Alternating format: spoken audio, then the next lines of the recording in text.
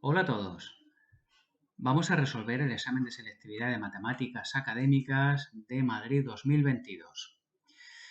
El problema número 1 es el típico de un sistema de ecuaciones con parámetros.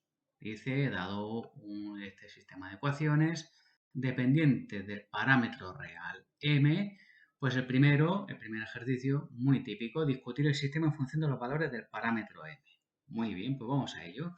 Sabéis que es lo que siempre tenemos que hacer si tenemos un sistema de ecuaciones, un sistema de tres ecuaciones con tres incógnitas, es hacer el determinante de la matriz de los coeficientes e igualarlo a 0. 1 menos 2m, 1, m, 2 menos 1, 1 menos 1, 1. Esto igualado a 0. Esto ya sabéis que lo podéis hacer de muchas maneras. Vamos a hacerlo si queréis por Sarrus, escribiendo las dos primeras filas, m, 2, menos 1, y lo que hacemos es ir multiplicando las diagonales. Aquí vamos a tener, pues esto va a ser 2 menos m más 2m menos 2 menos 1 más 2m cuadrado igual a 0. Con lo cual vamos a tener, pues este 2 con este 2 se nos va, y vamos a tener 2m cuadrado más m, 2m menos m más m, menos 1 igual a 0. Hacemos esta ecuación de segundo grado, que es m igual a menos 1 más menos raíz cuadrada de 1 menos, que va a ser más, 4ac, 4 por 2, 8, partido por 2 por 2, que es 4. Y esto da menos 1 más menos 8 y 1, 9, la raíz 3, partido por 4, y nos da dos soluciones. 3 menos 1, 2, 2 cuartos, que es un medio, y menos 1 menos 3 menos 4, entre 4 menos 1. Muy bien, pues si ya tenemos los valores de m que hacen que el determinante sea 0, pues ya podemos empezar a extraer conclusiones y a discutir el sistema.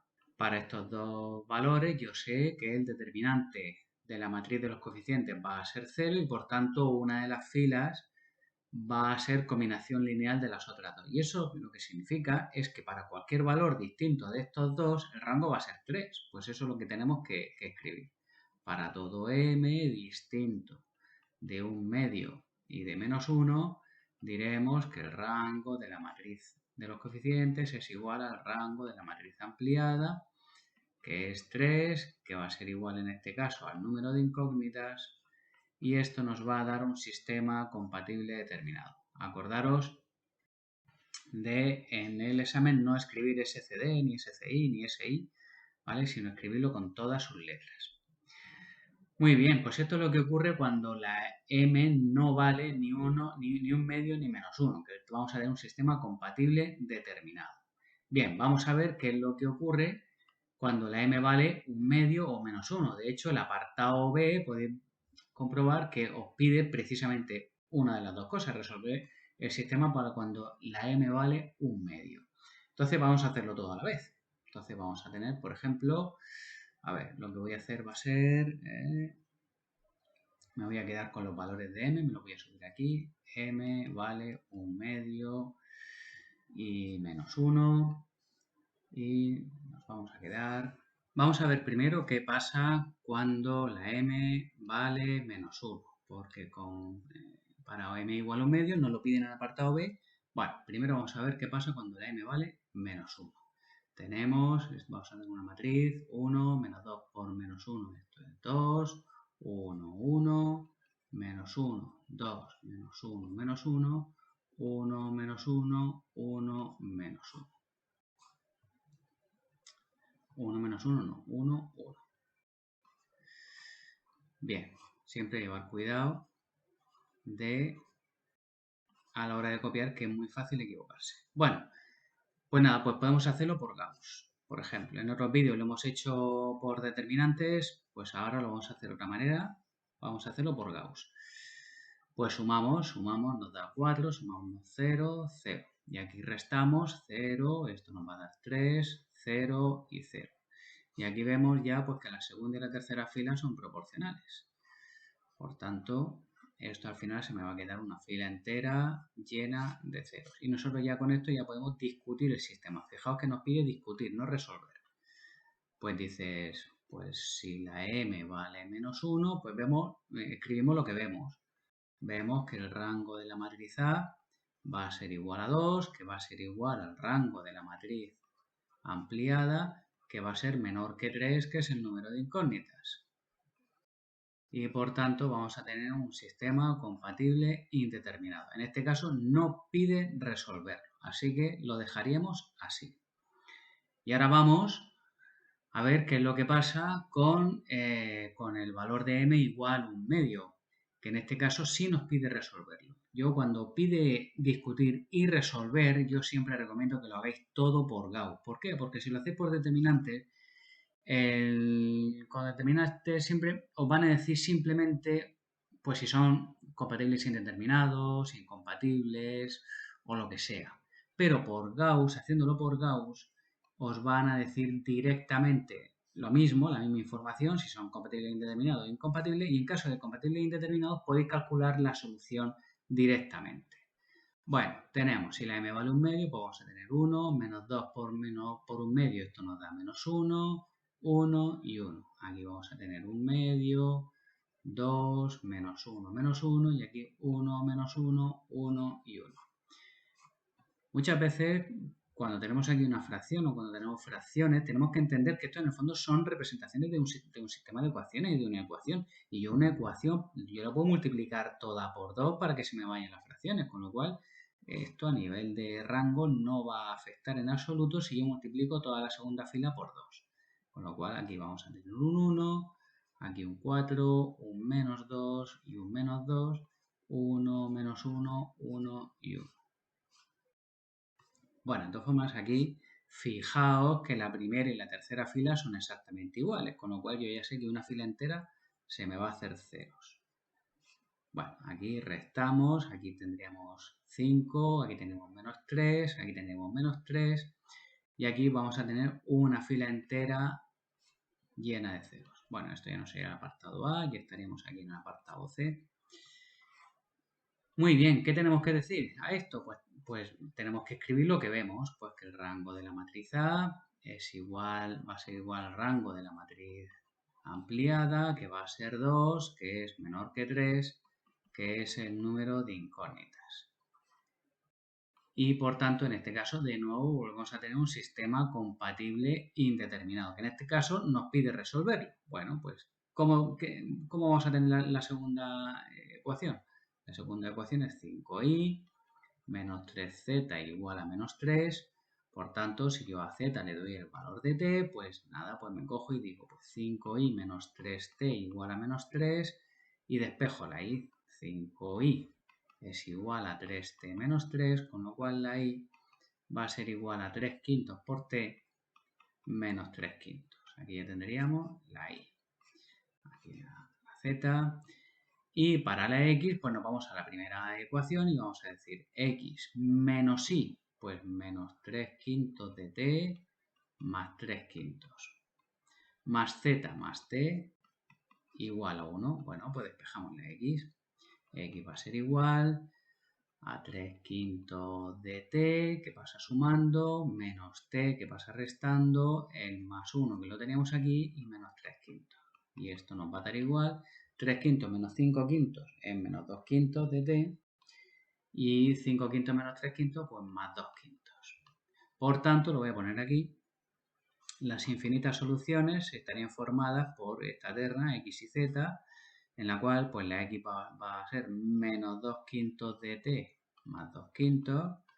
La y va a ser 3 quintos de t menos 3 quintos y la z va a ser t. Y esta sería la solución del sistema de ecuaciones si si el parámetro m vale 1/2. Y con esto estaría resuelto ya el primer problema. Como veis es un problema muy, muy, muy típico. Vamos con el segundo problema. Es un problema de la parte de análisis. Nos da una función definida a trozos con un x cubo, un e elevado a menos x cubo si la x no vale 0 y la función vale 0 si la x vale 0. Muy bien. Dice, estudie su continuidad y derivabilidad en x igual a 0. Venga, vamos a ello. ¿Cómo definimos la continuidad? La continuidad la definimos cuando el límite, cuando x tiende a un punto, vamos a llamarlo a, de la función, existe y además coincide con el valor de la función en ese punto. Y recordar que para que exista el límite, pues tienen que existir los límites laterales. En este caso tenemos una función en la cual nos dice que es x cubo por e elevado a menos 1 partido por x cuadrado si la x no vale 0 y 0 si la x vale 0. ¿Esto qué significa?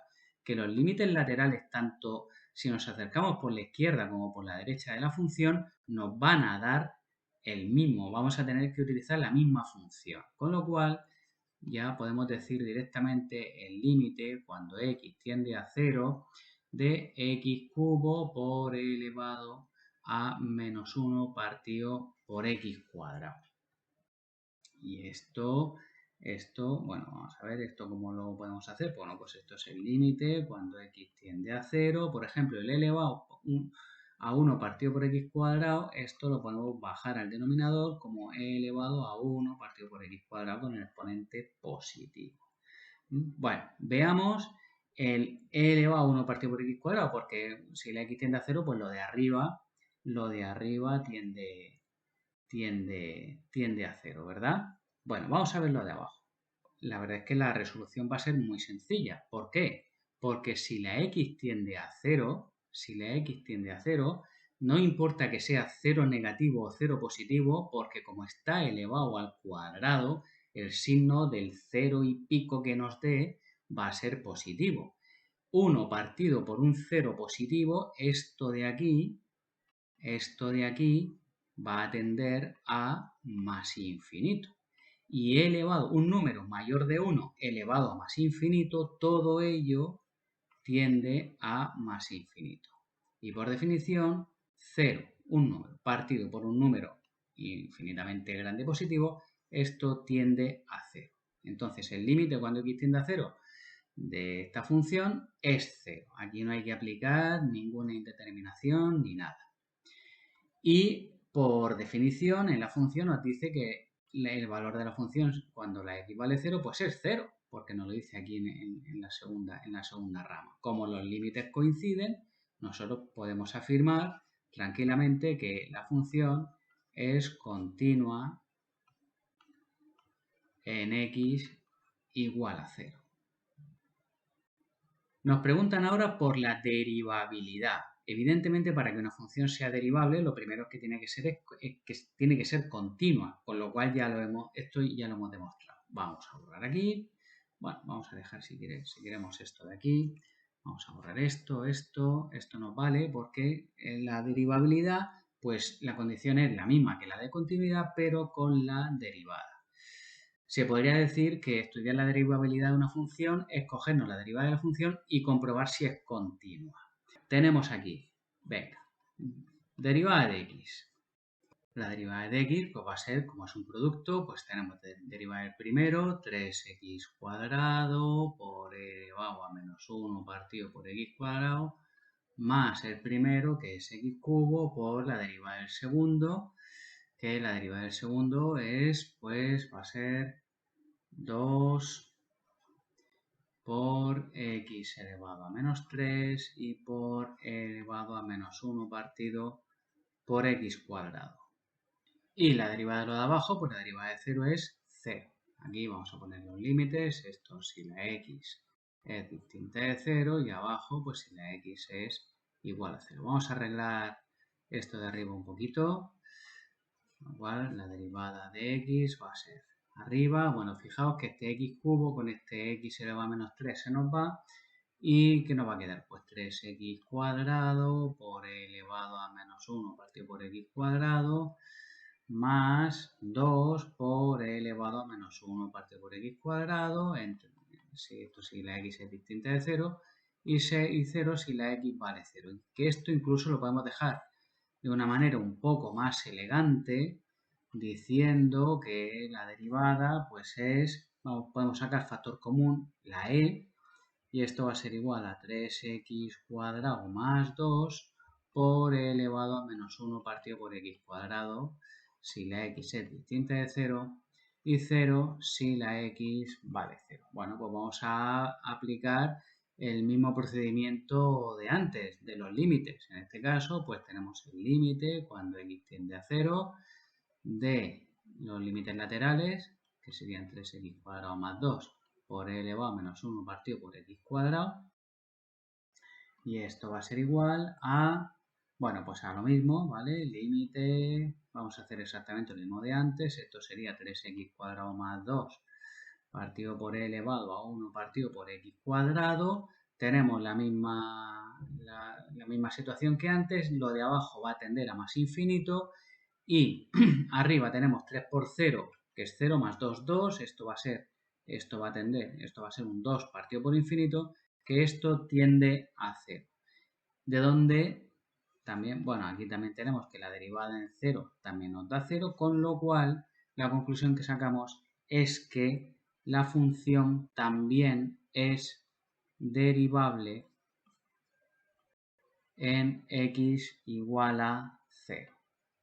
Bueno, y con esto ya tendríamos hecho el apartado A. Es un apartado que yo creo que es de un nivel un poquito superior a lo que pues yo creo se os debería pedir, porque los límites pues no son tan directos o no representan pues una indeterminación muy clara, un 0 partido por 0, un infinito partido por infinito, que vosotros habéis trabajado, sino que en este caso pues hay que aplicar un poquito el sentido común.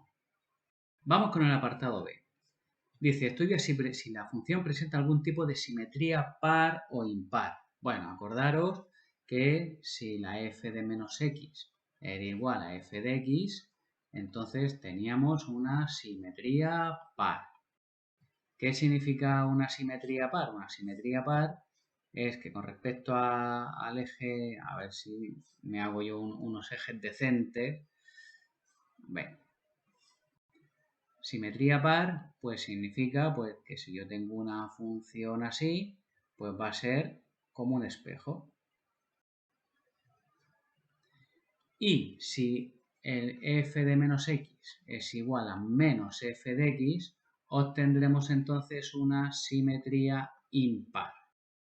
Y una simetría impar viene a ser un espejo pero invertido. Por ejemplo, si yo esto lo hago así, pues la función va a ser igual, pero como traspuesta.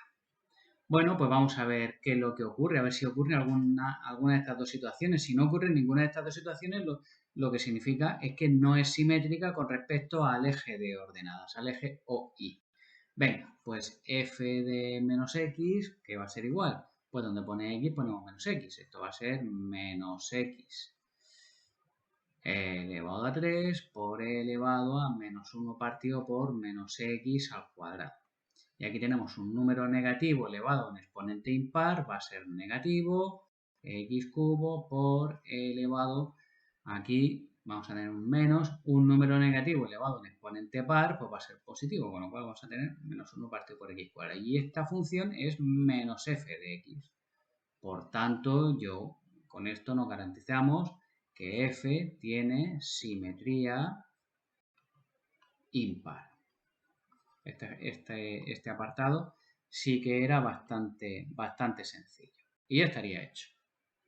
El apartado C. El apartado C nos piden una integral. Fijaos que nos piden una integral, no nos piden un área. Bueno, con lo cual el resultado no son unidades cuadradas ni nada, simplemente es un valor. En este caso nos piden la integral entre 1 y 2 de la función partido por x elevado a 6. En este caso es muy importante ver los límites, ver dónde se está desarrollando la función. Si la integral se está desarrollando entre 1 y 2, por tanto el trozo que nos vamos a coger es el de arriba. ¿Por qué? Porque la función entre 1 y 2 corresponde al trozo de arriba. Entonces, pues va a ser f de x partido por x elevado a 6, es decir, x cubo por e elevado a menos 1 partido por x cuadrado partido por x elevado a 6 y d de x. Y esto es igual, bueno, como la x es distinta de 0, yo aquí puedo simplificar tranquilamente. Entonces esto va a ser e elevado a menos 1 partido por x cuadrado partido por x cubo d de x. Y esto, el x me lo subo arriba y entonces voy a tener la integral x cubo por e elevado a menos 1 partido por x cuadrado y por d de x. Y esto, aunque pueda parecer una integral difícil, vamos a ver que no lo es, que es una integral realmente inmediata. ¿Por qué? Porque la derivada del exponente de la e realmente la vamos a tener aquí. Bueno, aquí realmente, esto no es x elevado a 3, esto es x elevado a menos 3. Fijaos, si yo tengo una función que sea menos 1 partido por x cuadrado, que es lo mismo que decir menos x elevado a menos 2, y yo hago la derivada, esto va a ser menos 2 por x elevado a menos 3. Es decir, esto va a ser 2 por x elevado a menos 3, con lo cual realmente la derivada de lo de arriba prácticamente lo tengo aquí abajo. Lo único que me falta es un 2, ¿verdad? Muy bien, pues ¿cómo conseguimos eso? Pues nada, pues ponemos un 2 y dividimos por 2 para que no afecte. El 1 medio lo voy a dejar fuera. Y aquí vamos a poner un 2, x elevado a menos 3 por e elevado a menos 1 partido por x cuadrado y d de x. Y esto pues ya lo tendríamos hecho. ¿Por qué? Porque realmente esta función integrada va a ser esta misma. Con lo cual voy a tener que esto va a ser e elevado a menos 1 partido por x cuadrado entre 1 y 2. Y esto es igual, me vengo aquí un poquito más para abajo. Esto va a ser un medio. ¿Un medio de qué? Pues ahora ya sustituimos. Elevado a menos un cuarto, ¿verdad? 1 partido por 2 al cuadrado, menos elevado a menos 1. Y esto pues es un medio, esto se puede poner como 1 partido por e elevado a un cuarto, menos 1 partido por e. Y esto ya finalmente, ya para dejarlo bonito, pues esto va a ser 1 partido por la raíz cuarta de e menos 1 partido por e. Y este sería el resultado final. Y con esto estaría hecho este ejercicio, que en mi opinión pues es de un nivel pues innecesariamente elevado para lo que os tienen que pedir. Podrían haber pedido que demostraseis los mismos conocimientos con otro tipo de ejercicios. Vamos con el tercer problema, un problema ya de geometría. Dice, con un dispositivo láser situado en un punto en el 1, 1, 1, se ha podido seguir la trayectoria de una partícula que se desplaza sobre una recta. Dice, calcule un vector director de R y la posición de la partícula cuando su trayectoria incide con el plano z igual a 0. Bueno, aquí en principio el punto P no tiene nada que ver. Simplemente nos da una recta R, que sería esta, y lo primero que nos pide es un vector director. Vamos a ver, este es el apartado A. Bueno, ¿cómo se haría? Muy fácil. Si nosotros tenemos la recta R, que aquí nos la da en forma de intersección de dos planos, 2x menos y igual a 10 y x menos z igual a menos 90, en este caso vemos que aquí nos faltan incógnitas, que eso en el fondo para nosotros es una ventaja. ¿Por qué? Porque yo aquí, si tengo aquí la x que está en ambos sitios, pues si yo a la x le doy un valor de t, yo digo, pues entonces la y la puedo despejar y va a ser 2t menos 10. Y la z la despejo y me va a quedar x que esté más 90. Por tanto, yo puedo transformar la forma de intersección de dos planos en forma paramétrica, en la cual pues la x vale t, la y vale 2t menos 10 y la z vale t más 90. Y con esto ya obtengo un vector director, que acordaros que los vectores directores son los coeficientes del parámetro. Con lo cual un vector director pues, va a ser el 1, 2, 1. Ya tendríamos una parte del apartado A. Y luego dice, y la posición de la partícula cuando su trayectoria incide con el plano z igual a 0. Lo que nos están diciendo es que la recta R llega un momento en el que corta a un plano, vamos a llamarlo pi, ¿vale? Que tendría aquí su vector característico. Vamos a poner esto un poquito más para acá, que se vea. Y lo que nos están pidiendo, en el fondo, pues lo que nos están pidiendo es el punto de corte. me voy a quedar con la recta R en forma paramétrica, que particularmente es la forma que más me gusta. El vector lo podemos ya quitar. Bueno, si nos dicen el plano pi, que es el plano z igual a 0, pues si se cortan, porque lo que nos están diciendo es que se corta, tenemos que buscar este punto, vamos a llamarlo A, el otro lo llamaba P, ¿no? Bueno, pues esto lo vamos a llamar A. Para calcularlo, pues bueno, tenemos que ver qué valor de t hace que un punto de la recta R esté en este plano, con lo cual aquí solamente tenemos la z, entonces tendremos pues z más 90 igual a, perdón, t más 90 igual a 0, con lo cual la t vale menos 90. Y si la t vale menos 90, pues sustituyo aquí en la recta y obtengo el punto A, intersección de la recta y el plano. Entonces va a ser pues el menos 90. 2 por menos 90 es menos 180, menos 10, pues menos 190 y menos 90 más 90, 0. Y este sería el punto de intersección de la recta y el plano. Por eso me gusta tanto la forma paramétrica, porque en vez de tener tres incógnitas x y z, pues tengo solamente una, que es la t. Y ya tendríamos hecho así el apartado A. Vamos con el apartado B. Tenemos aquí nuestra ecuación de la recta. Dice, calcule la posición más próxima de la partícula al dispositivo láser. ¿Qué es lo que nos están diciendo? Pues aquí nosotros tenemos la recta R y aquí tenemos el punto P, que ahora sí que lo necesitamos. La posición más cercana de un punto a una recta, pues es una posición en la cual, por ejemplo, en la cual se forma un ángulo de 90 grados con respecto a la recta. ¿Por qué? Porque posiciones de un punto con respecto a una recta hay infinitas, ¿verdad? Pero la más cercana es la que efectivamente forma un ángulo de 90 grados. Vamos a llamar este punto, lo vamos a llamar Q. Aquí tenemos el vector de la recta. El vector de la recta, me lo pongo aquí, el vector de la recta es el 1, 2, 1. Tengo que encontrar el punto Q, que forma un ángulo de 90 grados, en el cual el vector PQ forma un ángulo de 90 grados con el U sub R. Bueno, muy bien, pues entonces el punto Q va a tener la forma T, 2T menos 10, T más 90 para algún cierto T. Y el vector PQ va a ser el Q menos P, pues esto menos el punto P. Vamos a tener entonces T menos 1, 2t menos 10 menos 1, pues 2t menos 11 y t más 90 menos 1, t más 89.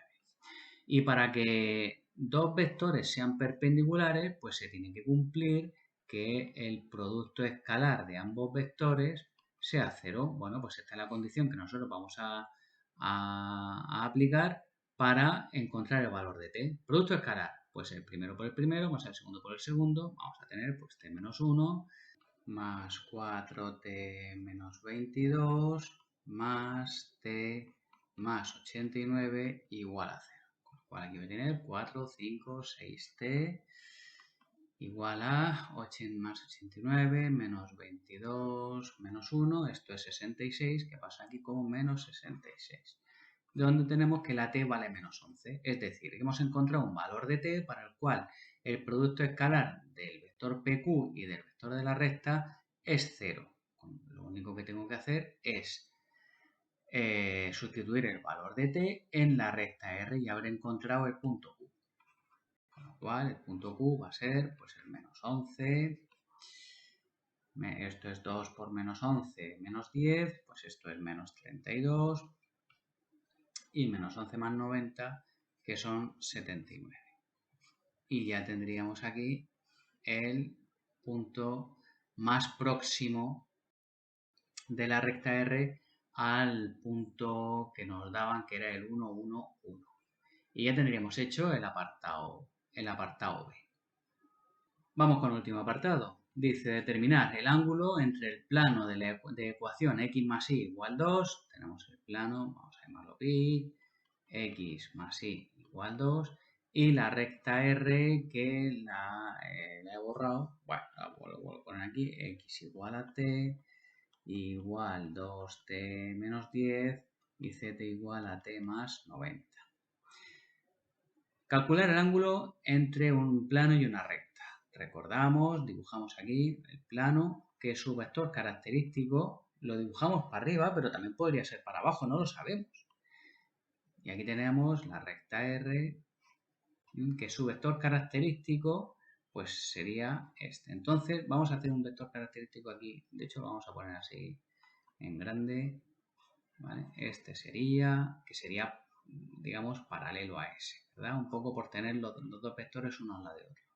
Entonces, ¿qué nos están pidiendo? Nos están pidiendo el ángulo entre la recta y el plano. Realmente lo que nos están pidiendo es este ángulo. ¿Vale? Pero bueno, como nosotros no sabemos realmente los vectores si van para arriba, si van para abajo, bueno, pues lo único que tenemos que hacer va a ser pues hacer un poquito de semejanza de triángulos para poder llegar a la conclusión. Básicamente, ¿qué tenemos que aplicar? Tenemos que aplicar la fórmula del coseno del ángulo. El coseno de un ángulo que forman dos vectores va a ser, en este caso, pues si esta es la recta R, va a ser arriba el producto escalar de los vectores partido por el producto de los módulos. Esta es la fórmula del coseno del ángulo que forman dos vectores. Bueno, vamos a empezar trabajando con los dos vectores. Esto es el vector v sub pi, que sería el 1, 1, 0. Recordar que un vector característico de un plano son los coeficientes de las incógnitas. Y aquí tendríamos el u sub r, que sería el 1, 2, 1. Muy bien, venga, en este caso, ¿qué tendríamos? El coseno de alfa sería raya de fracción. Vamos a poner esto aquí un poquito que se vea. Raya de fracción.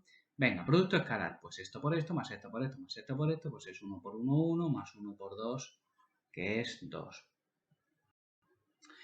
Y abajo, pues el producto de los módulos. El producto del módulo de 2r, pues va a ser la raíz cuadrada de 1 al cuadrado, más 2 al cuadrado, más 1, que es 4, 5, 6, raíz de 6, por la raíz de 1 al cuadrado, más 1 al cuadrado, más 0 al cuadrado, que esto es la raíz de 2. Por tanto, el coseno del ángulo, el coseno, esto va a ser 3 partido por la raíz de 12, que esto, bueno, se puede racionalizar, 3 raíz de 12 partido por 12, y esto es raíz de 12 partido por 4, de hecho también del 12 podemos sacar esto es 4 por 3, se queda 2 raíz de 3 partido por 4 y entonces esto se nos queda raíz de 3 partido por 2, que es un ángulo bien conocido. Si el coseno del ángulo que hemos dicho que forman estos dos vectores vale raíz de 3 partido por 2, entonces el ángulo son 30 grados. Pero claro, atentos porque el ángulo que dicen pues es el ángulo en teoría que forman esos dos digamos, estos dos vectores. Con lo cual, digamos, si yo, esta es la base del plano y el ángulo que yo he calculado es este, que son 30 grados, ¿cuál es el ángulo complementario que realmente estamos buscando? Pues el ángulo complementario son 60 grados. Con lo cual, realmente el ángulo que estamos buscando son 60 grados. Y con esto estaría ya resuelto todo el ejercicio. Vamos con el problema número 4. Es un problema de probabilidad. Dice, según el Instituto Nacional de Estadística, durante el último trimestre de 2020, el porcentaje de mujeres que pertenecía al conjunto de consejos de administración de las empresas del IBEX 35 fue del 27,7% y se reunieron 10 de estos consejeros. Hay la probabilidad de que la mitad fueran mujeres.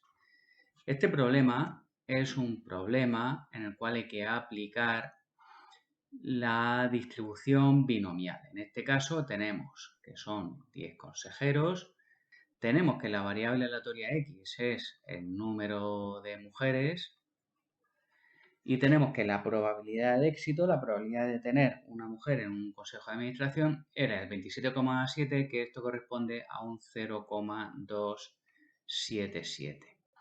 Y nos pide la probabilidad de que la mitad fueran mujeres, es decir, nos están pidiendo la probabilidad de que el número de mujeres sea, en este caso, sea 5. Nosotros tenemos aquí una distribución binomial de 10 elementos con una probabilidad de 0,277.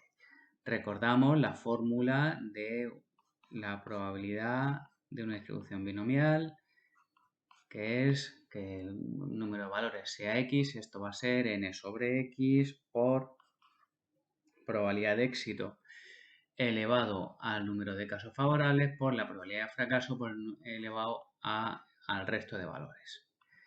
Muy bien. Bueno, aquí como tenemos que la P vale 0,277, la Q va a ser 1 menos 0,277, que es 0,723.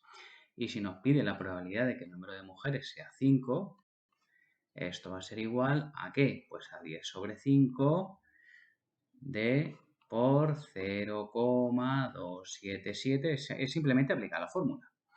Elevado a 5, el número de casos favorables, por la probabilidad de fracaso elevado al resto, que también va a ser 5, porque 10 menos 5 es 5. Recordamos una vez más cómo se realiza un número combinatorio. Esto va a ser el factorial del de arriba partido por el factorial del de abajo y partido por el factorial de la diferencia. Por 0,277 elevado a 5 por 0,723 elevado a 5. Y esto nos da un resultado de 0,08118. Esta sería la solución del apartado A. Es una distribución binomial muy clara porque aquí o pertenece al consejo de administración o no pertenece. Recordad que las binomiales se establecen cuando tenemos dos únicas oportunidades o dos únicas opciones. Ganar, perder, sí, no. Encestar una canasta o no. Meter un gol o no meterlo. Aprobar un examen o no aprobarlo. Vamos con el apartado B. Para el apartado B vamos a necesitar pues prácticamente los mismos datos, porque lo que nos están pidiendo es calcular la probabilidad de que hubiese al menos un hombre. Si X es el número de mujeres, pues lo que nos están de que haya al menos un hombre dentro de los 10, lo que nos están diciendo es que el número de mujeres pues tiene que ser menor de 10, porque si tiene que haber al menos uno, pues tiene que ser menor de que 10, es decir, el número de mujeres tiene que ser menor o igual que 9. Y esto es lo mismo que decir 1 menos la probabilidad de que X sea igual a 10. Con lo cual, es decir, es toda la probabilidad que es 1 menos la probabilidad de que todos sean mujeres. Y esto va a ser 1 menos, pues nada, aplicamos la misma fórmula. Esto va a ser 10 sobre 10 por 0,277 elevado a 10 por 0,723 elevado a 10 menos 10, que es 0. Y esto, aplicando de nuevo la fórmula de la combinatoria, esto nos va a dar pues 0 como número muy cercano a 1. Esto va a ser 0,99, a mí me sale 59734. Vamos con el apartado C. Dice, determina aproximando mediante una distribución normal la probabilidad de que en un congreso de 200 consejeros hubiera como mínimo un 35% de representación femenina. Es decir, lo que nos pide lo primero es aproximar una distribución binomial de n elementos y probabilidad de éxito P a una distribución normal. Que recordar que esto se hace diciendo, pues esto va a ser una normal de media n por p y de desviación típica raíz de n p q. Con lo cual, esta distribución normal para muchos elementos se va a convertir en una distribución, o se puede aproximar con una distribución normal. Aquí la n ya no serían 10, con lo cual estaríamos hablando de 200. Y entonces la distribución normal sería pues 200 por 0,277, pues va a ser 55,4, y la raíz de NPQ pues va a ser la raíz de 200 por 0,277 por 0,723. Y esto en el fondo va a ser una distribución normal de media 55,4 y desviación típica 6,328. Pues lo que nos piden, ¿qué es? Probabilidad de que en un congreso hubiera como mínimo un 35% de representación femenina. ¿Qué significa esto? Pues si tenemos 200 consejeros, un 35%, ¿qué son? Pues el 35% de 200, pues es, esto por 200 es, recordad que esto es 35 partido por 100 por 200 y esto nos da 70. Por tanto, lo que nos están pidiendo es la probabilidad de que el número de mujeres X sea mayor o igual que 70. Y aquí hay que tener pues en cuenta algo muy importante, que es el hecho de que en el fondo esto lo hemos aproximado a una distribución normal, pero en el fondo estamos trabajando con una distribución binomial de un número determinado de elementos. Ya sabéis la diferencia, la principal diferencia entre una binomial y una normal es que la binomial son datos discretos, una mujer, dos mujeres, tres mujeres, mientras que la distribución normal se trata de datos continuos, que por ejemplo, entre 70 y 71 hay infinitos valores. Y eso lo tenemos que tener muy en cuenta. ¿Por qué? Porque si aquí nosotros hacemos aquí una raya bien hecha, aquí tenemos el 55,4, ¿qué nos están pidiendo? Pues si imaginaos que está aquí el 70, nos están pidiendo la probabilidad de que haya como mínimo 70. Claro, como mínimo 70 significa que el 70 también tiene que estar incluido. Y para nosotros asegurarnos de que está incluido en nuestra distribución normal, lo que tenemos que hacer siempre, y esto va a ocurrir siempre cuando aproximéis a una distribución, una binomial a una normal, es que para asegurarnos que nos cogemos el 70, lo que vamos a coger va a ser un número, no cogernos el 69, sino cogernos un número intermedio. Si este es el 69, nos cogeremos el 69,5, porque así nos aseguraremos que el 70 también estará incluido dentro de nuestra probabilidad. Entonces, esto, en el fondo, lo que vamos a hacer va a ser jugar, en vez de con la probabilidad de mayor de 70, vamos a jugar con la probabilidad de mayor de 69,5. Y así no fallamos. Así, el 70 de nuestra distribución discreta binomial va a estar dentro de nuestra probabilidad.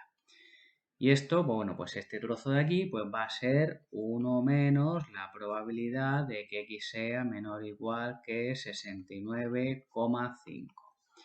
Y esto va a ser 1 menos, tipificamos, z menor o igual que, pues el valor, ¿no? 69,5 menos la media, que es 55,4, partido por el 6,328. Y esto es 1 menos la probabilidad de que z sea menor o igual que 2,227. Y esto, si nos vamos a nuestra tabla de distribución normal, para un z de 2,227 o 2,23, vamos a tener un valor, una probabilidad de 0,9871. Y esto al final pues nos da que la probabilidad final es 0,0129. Y con esto tendríamos resuelto todo el ejercicio. El ejercicio B1 es un ejercicio de sistemas de ecuaciones.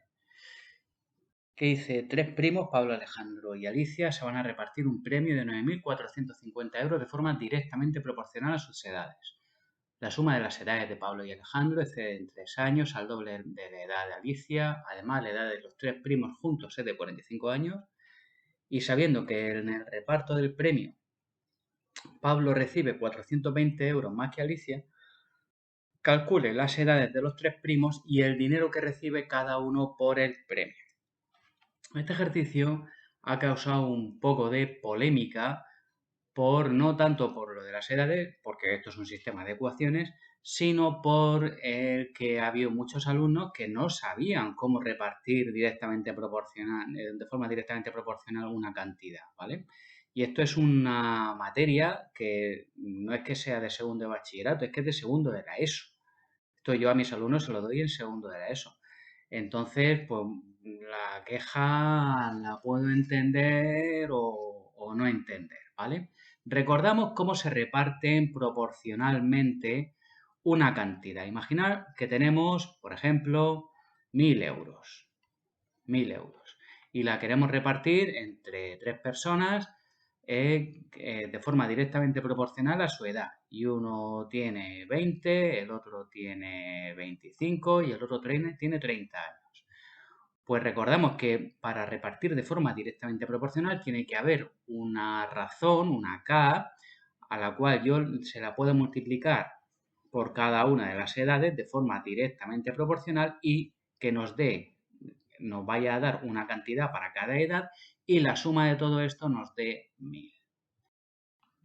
¿De acuerdo? Eso, así es como se realiza un reparto directamente proporcional. Bueno, pues esto lo vamos a aplicar a nuestro ejercicio. Vamos a decir que X, por ejemplo, es la edad de Pablo, Y es la edad de Alejandro y Z es la edad de Alicia. Bueno, pues nosotros ya sabemos que X por un cierto K, es decir, K por X más K por Y más K por Z, esto nos va a dar los 9.450 euros, que nosotros de aquí podemos sacar factor común en la K, que es X más Y más Z, igual a 9.450 euros. 9.450 euros.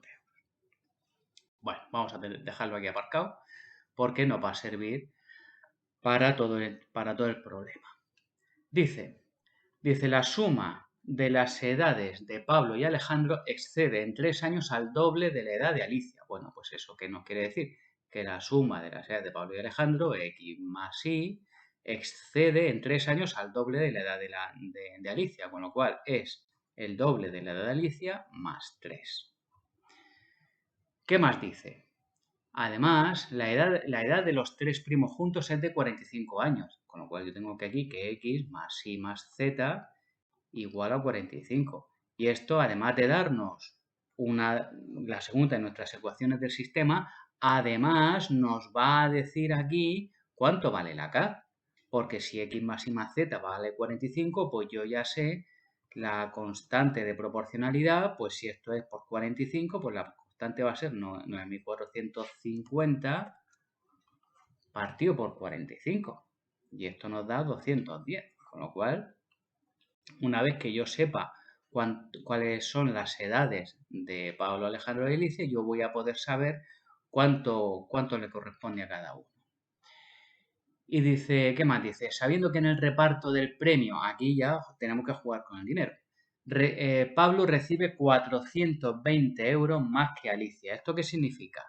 Que K por X, ¿vale? Es decir, esto es lo que recibe Pablo, que ya la K incluso la podemos sustituir por el valor que acabamos de calcular, que son 210. Esto es, este es el dinero que recibe Pablo. Dice, recibe 420 euros más que Alicia, con lo cual lo que recibe Pablo es lo que recibe Alicia, que son 210 por Z más 420. Y con esto ya nosotros tendríamos nuestro sistema de ecuaciones. Vamos a arreglarlo un poquillo.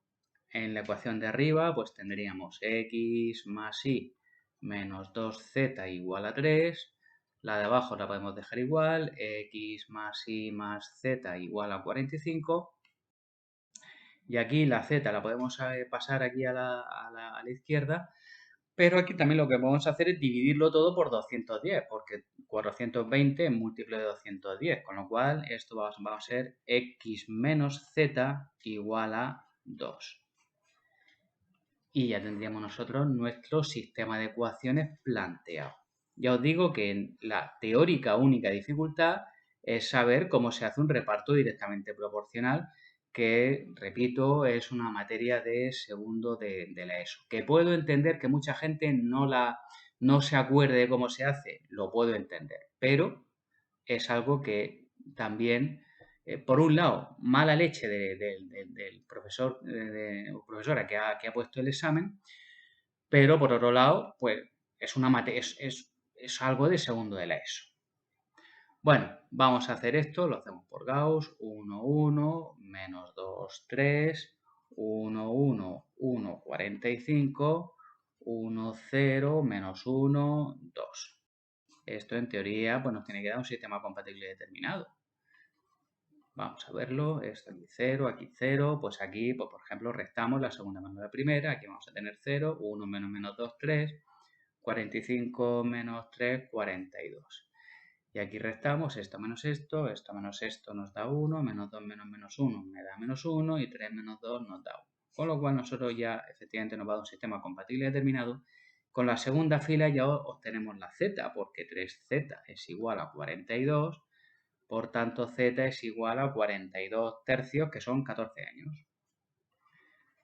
14 años tiene Alicia.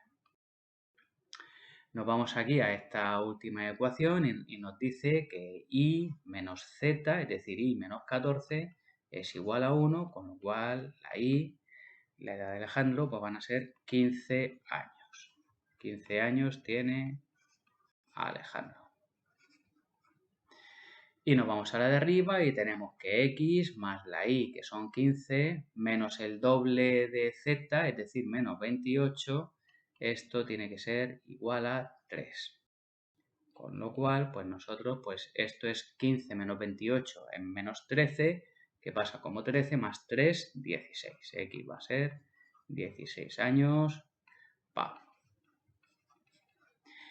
Y con estas cantidades y con la K que hemos calculado aquí previamente, que es nuestra constante de proporcionalidad, pues podemos calcular qué cantidad de dinero le corresponde a cada uno. Es decir, simplemente multiplicando la edad por 210, pues vamos a obtener la cantidad. 14 por 210, pues nos da 2.940 euros. 15 por 210 nos da 3.150 y 16 por 210 nos da 3.360 euros. Y podemos comprobar que la suma de todo esto nos da 9.450 euros. Y ya estaría resuelto el problema. Ejercicio B2. Nos da una función f de x partido por x cuadrado más 1, y nos dice en el apartado A: compruebe si f de x verifica las hipótesis del teorema de Bolzano en el intervalo menos 1, 1. Vamos a ver lo primero qué es lo que dice el teorema de Bolzano. El teorema de Bolzano nos dice que si tenemos una función que sea continua en un intervalo y que ocurre que en este intervalo vamos a poner en AB, en intervalo AB, y que f de A por f de B sea menor que 0. ¿Qué significa que f de A por f de B sea menor que 0? Que uno de los dos sea negativo y el otro positivo. Bueno, pues si la función es continua en un intervalo y el producto de los valores de la función en los extremos es negativo, es decir, si uno es positivo y el otro negativo, entonces por narices tiene que existir un punto en el intervalo AB, tal que el valor de la función en ese punto valga 0. ¿Y esto qué significa realmente? Pues si yo tengo aquí el eje X y aquí tengo el intervalo, aquí tengo A, B, el valor de la función a la izquierda, por ejemplo, es negativo y a la derecha es positivo, pues si yo sé que la función es continua, pues por narices tiene que existir un punto perteneciente al intervalo en el cual el valor de la función en el punto sea 0. Es decir, tiene que existir una raíz de la función igualada a 0. Bueno, pues nada, esto es lo único que nos dice el teorema de Bolzano, lo único, y bueno, y es importantísimo porque tiene unas repercusiones brutales.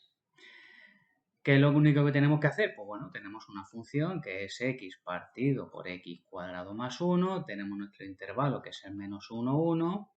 Bien, lo primero que tenemos que saber es si esta función es continua. Una función racional es continua si el denominador no se hace 0. Nosotros vemos que la única posibilidad es que para que no sea continua que el denominador sea 0 y vemos que x cuadrado es igual a menos 1 y esto no puede ser, porque ningún número al cuadrado, ningún número real al cuadrado nos da negativo. Por tanto, lo que hemos supuesto no es cierto y el denominador no se nos hace 0. Y si no se nos hace 0, ¿qué significa? Que la función es continua. Tenemos que el dominio de la función, en el fondo, es todos los números reales. Y si el dominio son todos los números reales, pues la función en particular va a ser continua en el menos 1, 1. Con lo cual, la primera condición se cumple perfectamente. Vamos con la segunda. Vamos a ver f de menos 1. ¿Qué es f de menos 1? Pues sustituimos en la función donde pone x, ponemos menos 1. Arriba vamos a tener menos 1 y abajo menos 1 al cuadrado es 1, más 1, 2. Pues esto es menos 1 medio. Y f de 1 es igual a pues 1 partido por 2, 1 medio. Vemos que uno es positivo y el otro negativo.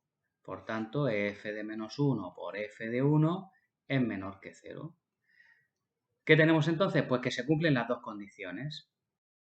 Consecuencia, verifica esta función en el intervalo menos 1, 1, si verifica las hipótesis del teorema de Bolzano. Es decir, que en el intervalo menos 1, 1 va a haber un valor de c para el cual la función vale 0. Apartado B. El apartado B nos dice calcule y clasifique los extremos relativos de la función en R. Recordad que para los extremos relativos tenemos que hacer la derivada igual a 0. Vamos a calcular la derivada. Es una función racional, es un cociente, por tanto es raíz de fracción. Abajo el denominador al cuadrado, x más 1 al cuadrado. Arriba derivada de x, que es 1 por lo de abajo, es decir, 1 por x cuadrado, es x cuadrado más 1. Menos la derivada de lo de abajo, que es 2x por x, con lo cual va a ser menos 2x cuadrado. Y esto va a ser igual, raya de fracción, arriba vamos a tener 1 menos x cuadrado menos 2x cuadrado es menos x cuadrado, partido por x cuadrado más 1 al cuadrado. Esta es la derivada. Y si yo quiero que la derivada se haga 0, lo que tenemos es que el denominador que está dividiendo pasa multiplicando y vamos a tener entonces que 1 menos x cuadrado vale 0, con lo cual x cuadrado vale 1 y entonces x va a valer dos valores, 1 y menos 1. De aquí podemos, como nos pide los extremos relativos, pues vamos a ver a qué altura está el 1, es decir, f de 1. F de 1 lo hemos calculado antes, ¿no? Esto era un medio y f de menos 1 es menos un medio. Por tanto, vamos a tener extremos relativos en 1, un medio y menos 1, menos un medio. Tenemos que ver, tenemos que clasificarlos, tenemos que ver qué tipo de extremos son. Esto hay varias maneras, con la segunda derivada. Yo os voy a poner aquí otra forma. Aquí este va a ser el menos 1, aquí vamos a tener el 1.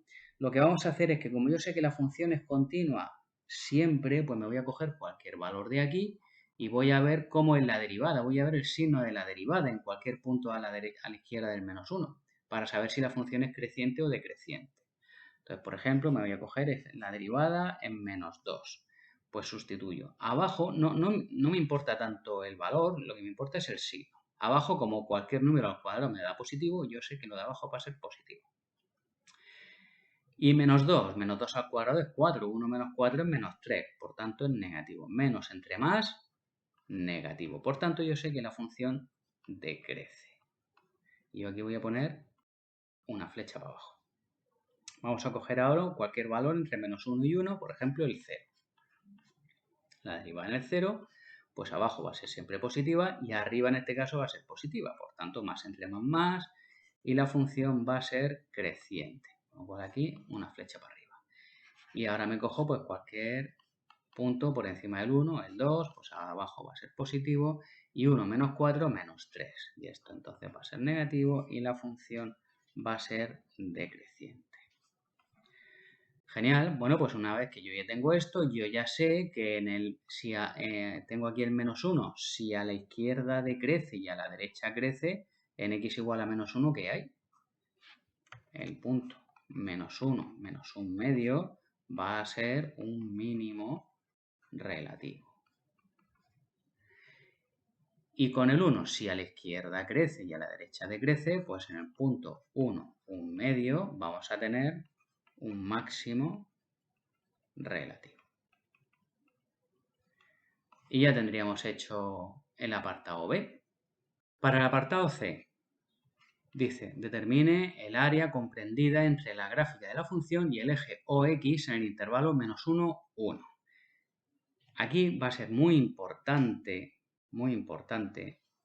decir, vamos a ver, si yo aquí tengo el intervalo menos 1, 1, a ver, si yo tengo una función que va siempre por arriba, pues no habría ningún problema, ¿verdad? El área sería todo. Igual que pasaría pues si fuese entera por abajo, ¿verdad? El área sería todo, ¿vale? Entre menos 1 y 1, sin problema. Lo que pasa es que si está por debajo, pues sería negativa. Habría que ponerle el valor absoluto. El problema es cuando una función pueda hacer esto, en la cual nosotros nos encontremos con un trozo negativo y con otro trozo positivo. Y esto va a tener una gran trascendencia porque si yo hiciese directamente la integral entre -1 y 1, imaginaos que aquí este área me puede dar -2 y este área me da 3, yo diría, pues si hago la integral entre -1 y 1 directamente de la función, pues esto me va a dar 1 y esto es mentira. Lo que pasa es que aquí lo que he hecho ha sido sumar este -2, sumarlo a este 3 y me da 1. Cuando el área no es 1, es 5, es 3 más esto que vale 2.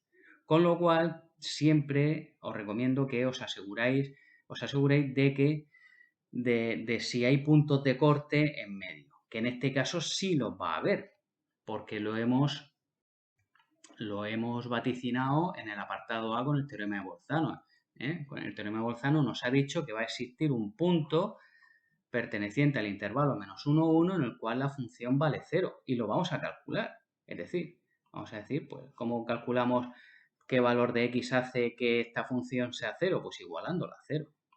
X partido por x cuadrado más 1, esto nos da 0, el denominador se va multiplicando y se lo traga el 0, con lo cual x igual a 0. Entonces aquí tenemos un punto, que es el 0, en el cual la función corta el eje x y es donde pasa de ser negativa, porque hemos dicho que f de -1 era -1/2, estaba por debajo, a ser positiva.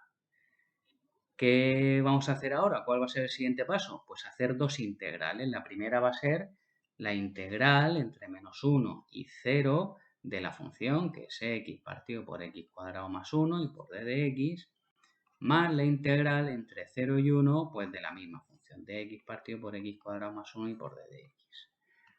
Muy importante, como yo ya sé que el trozo este de la izquierda va a ser que sea negativo, esta cantidad me va a dar negativa, con lo cual, como a mí me interesa el área aquí, el área contenida, yo lo que voy a hacer va a ser ponerle un valor absoluto para que la pongamos positiva.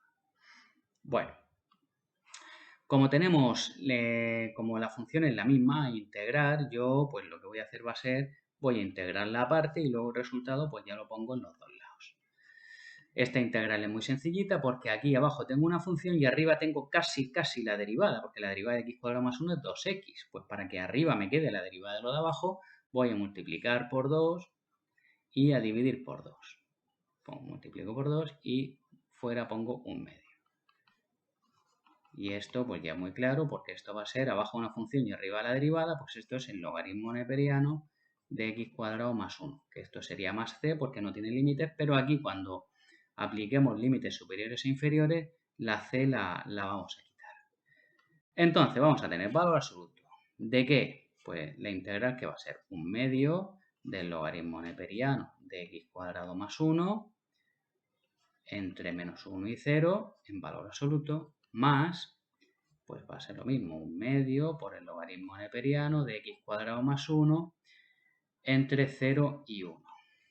Bueno, pues nada, pues hacemos esto, va a ser valor absoluto de ¿qué? Un medio. Venga, pasamos el 0.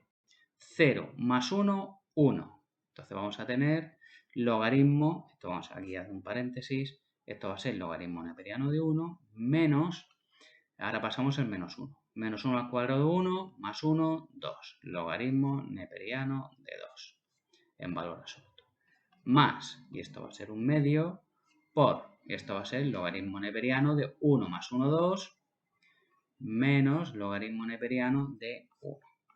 Por definición de logaritmo neperiano, el logaritmo neperiano de 1 o de logaritmo, pues, ¿qué número tengo que elevar a cualquier base para que me dé 1? 0. Por tanto, el logaritmo neperiano, el logaritmo de 1 siempre va a ser 0, con lo cual esto es 0.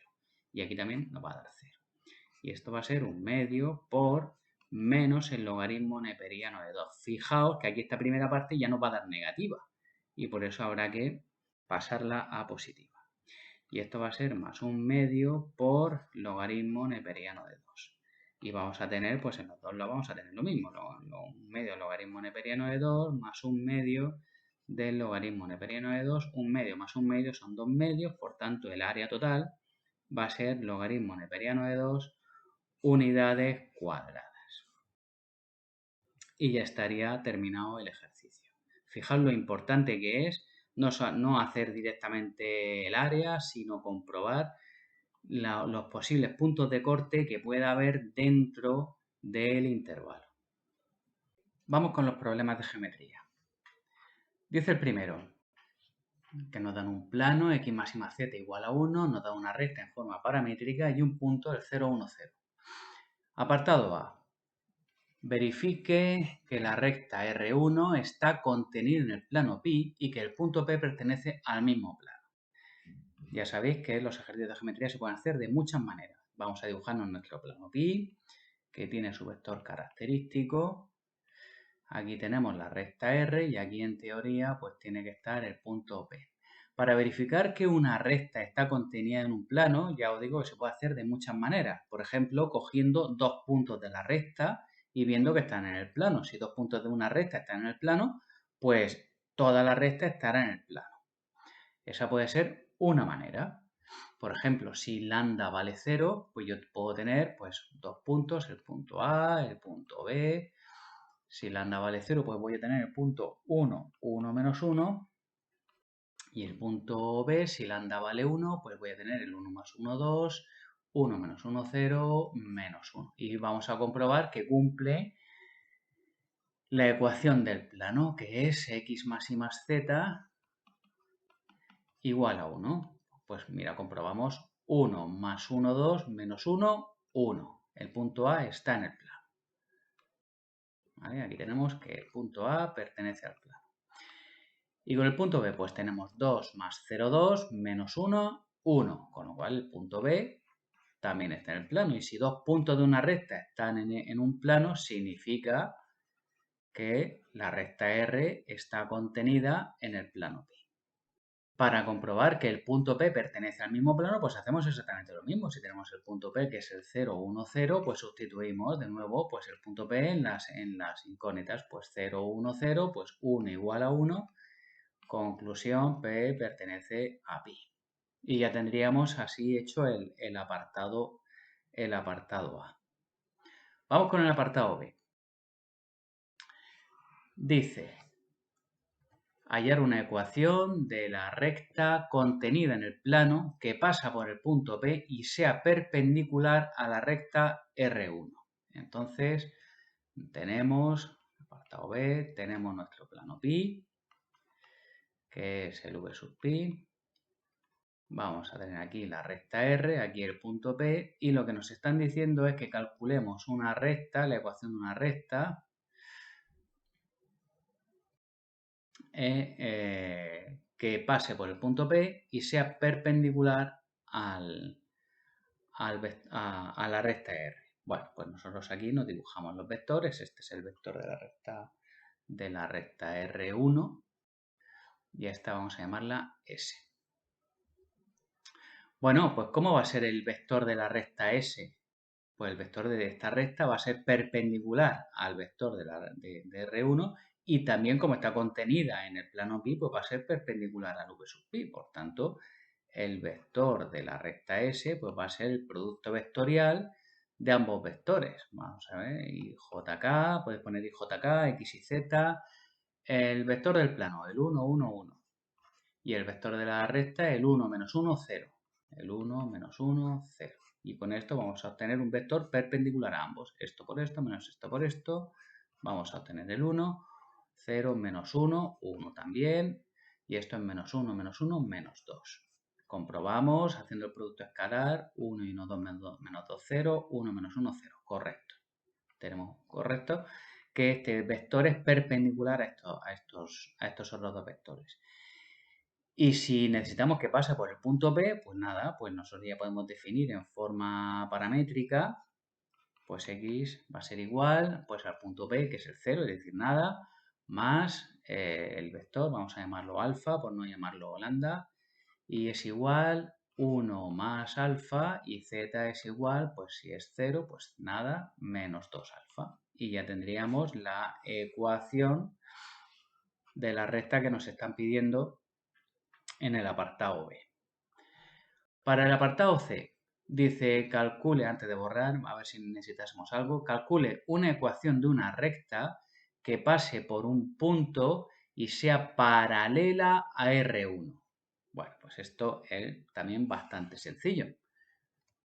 Vamos a poner apartado C. Nos dicen ecuación de una recta R2, esta es R2, que pase por el punto P, esta es R2, y sea paralela a R1. Bueno, pues si es paralela, sus vectores ¿cómo son? Pues son proporcionales y por tanto yo el vector de la recta R2 puedo considerar que es el mismo del de la R1, que es el 1 menos 1, 0.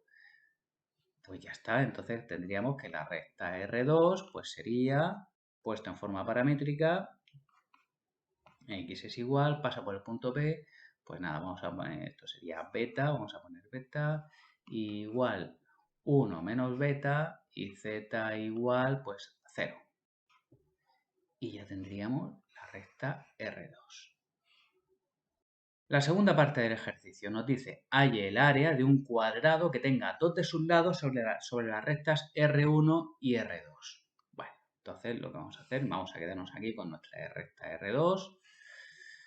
El vector del plano, como ya lo tenemos en la recta. ¿Qué nos están pidiendo? Nos están pidiendo el área de un cuadrado,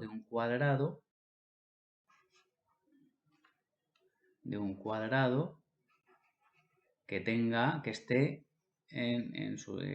dos de sus lados sobre las rectas R1 y R2. Por tanto, por narices, pues tiene que ser un cuadrado así.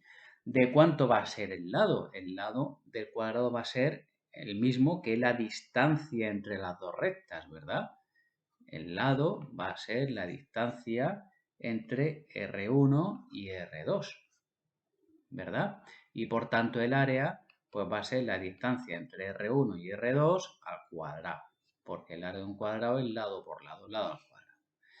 Genial, pues esta es la estrategia que nosotros tenemos que seguir. ¿Cómo calculábamos la distancia entre dos rectas, entre R1 y R2? En este caso, como son dos rectas paralelas, podemos calcular la distancia entre cualquier punto de una de las rectas a la otra. Entonces, por ejemplo, como tenemos aquí el punto P, que lo teníamos ya desde el 0, 1, 0, pues podemos decir que es la misma distancia entre el punto P y la recta R1.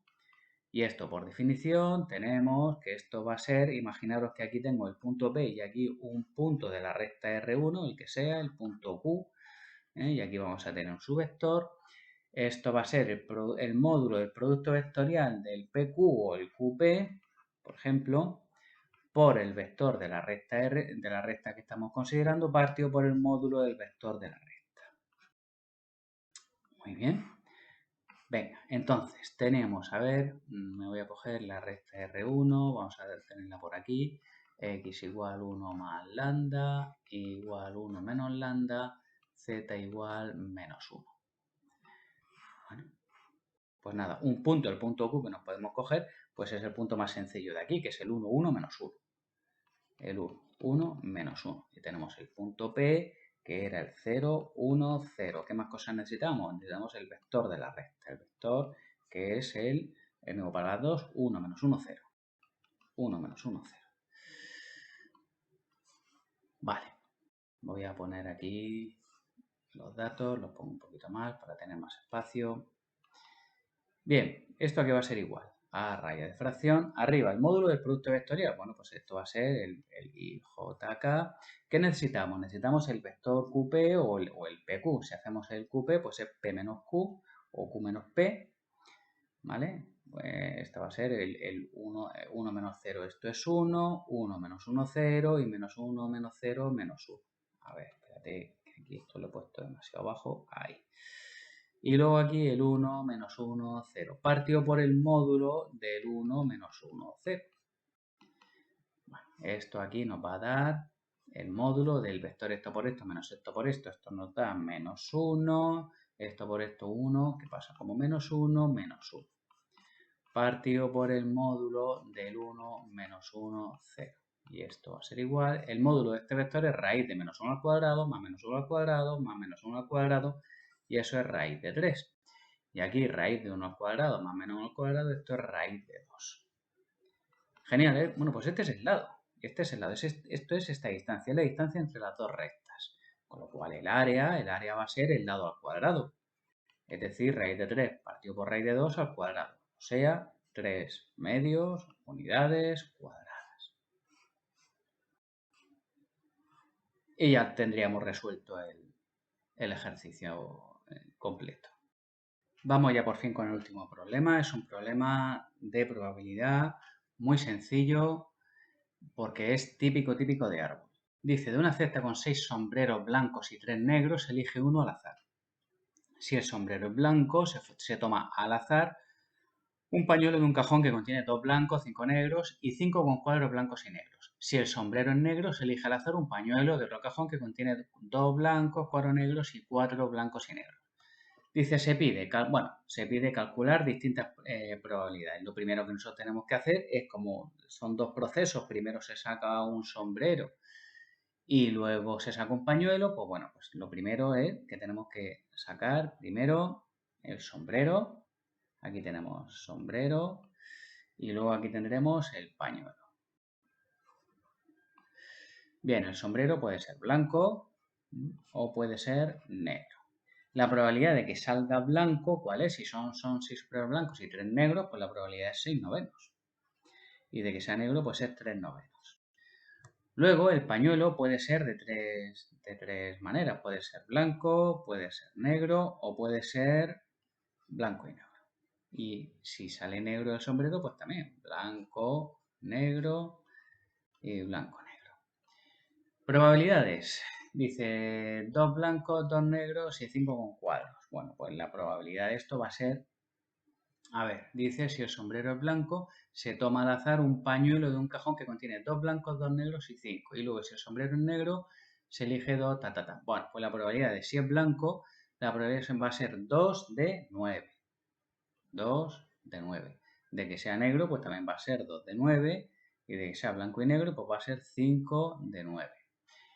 Y si es negro, pues entonces otro cajón, que son 2 blancos, 4 negros y 4, con lo cual estos son 2 de 10.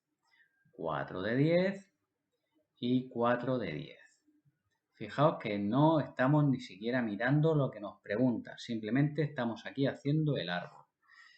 ¿Qué hacemos ahora? Pues las multiplicaciones, ¿vale? De cada rama, pues esto ¿qué va a ser? Pues esto va a ser 12 partido por 81.